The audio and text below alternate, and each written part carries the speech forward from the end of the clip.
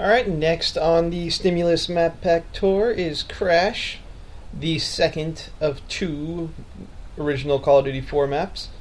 I like to use the Rush Kit, which is my Marathon Lightweight Submachine Gun. The potential to be close quarters in Crash is a lot more than in an Overgrown, so I like to make sure I'm going to be close quarters with a submachine gun, where it's going to be very effective.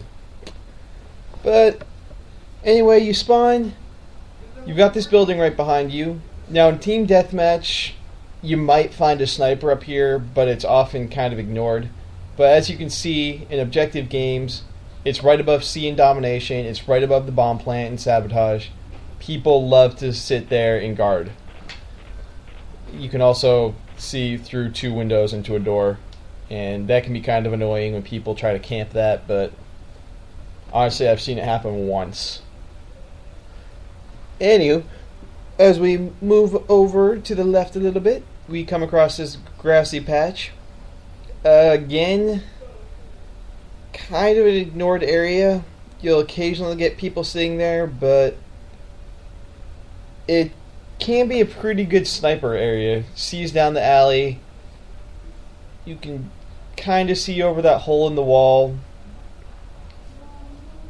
But that's pretty much it. Moving on to pretty much the huge point of interest in this map is this building, which is often, of course, just called the 3-story building, because creativity is something that all Call of Duty players share. Now, on the roof, we have pretty good overlook of most of the map. Now, this is kind of like getting on Grandma's house in Overgrown. Once someone sees you're up there and calls you out, you will have an entire team aiming to kill you, and one good grenade throw is all it takes.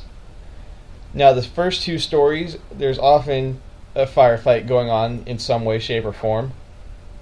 Outside of the 3-story building, we have this little area that people like to come chill in because people can be douchebags sometimes. This busted down car, dumpster. Now, this house, just often called the Blue Building, it has a pretty good view of the middle of the map, which is where B is in Domination, and also can see into the first couple floors of the entire 3-story building. Now, leaving the Blue Building, we come around to A, which is where people generally spawn.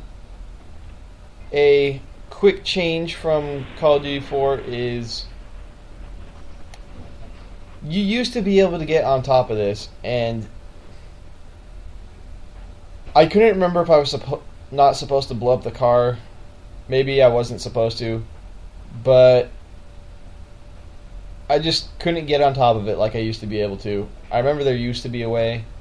I'll try later on with the car not blown up, but that could be another change. I can't confirm that yet, but I know there is a little bit of a change, because I know you could get on top of it while it was broken, but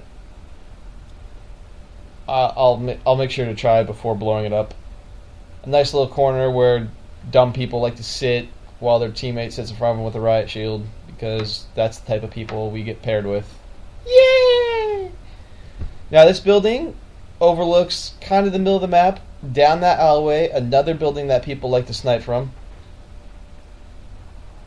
And this alleyway is a straight shot between the two spawns, so there's, pretty much constantly firefights going down that alley. This building is... sometimes you'll get snipers on here, but generally you'll get people with assault rifles. That way they can be because it is kind of more close range than what's good for a sniper rifle. Now, we're back at the original spawn. You can run along these walls. Something that is definitely changed. I mean, I was never great at this jump, but as you see, I failed these first couple times to even come close. but I haven't been able to get it to work either. You used to be able to jump onto the little metal thing and then jump on top of that building. And I just, again, I can't really confirm. I was never great at the jump, but as far as I know, it doesn't work. Again, something that they probably didn't want you doing, but people found out how to do it in Call of Duty 4 and they just left it there. Back to the 3-story building, it is important to note that there's pretty much ways to get onto any area of that house multiple ways. So if you're sniping on that 3-story building, the staircase is not the only way. There's a ladder from the outside that they can come and kill you. So you have to be watching yourself. Now, this crashed helicopter in the middle of the thing it's like the plane in Afghan. Once you get up there, you could probably get a quick kill or two, but you're a huge target. And it also serves the purpose of being able to jump along here, which can be pretty handy to sneak around on. Kind of like you can use the plane to get onto the cliff. So yeah, again, huge target, but is potential for a little bit more. You can also run through the middle of the helicopter if you're needing to take cover, but if you try that, people kind of shoot through the helicopter and kill you anyway. So it doesn't work too well. This is my favorite Call of Duty 4 map, and that's just because of how diversified it is. You can snipe and do pretty much whatever you want in this map. There's places where you can snipe, close quarters, you can rush, you can... Honestly, the one thing I wouldn't recommend doing is running a stealth kit, because you're gonna run into people at all times head on. You can sneak around, but even while you're sneaking around, you're still gonna come across people head on. So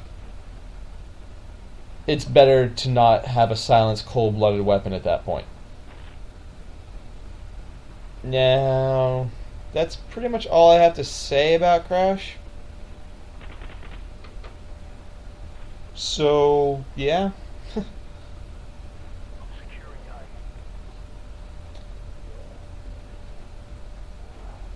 Yeah, I'll say something if I think of it, but you can just kind of watch me run around for this last minute if you want, or you can leave now, which is really what I'd recommend.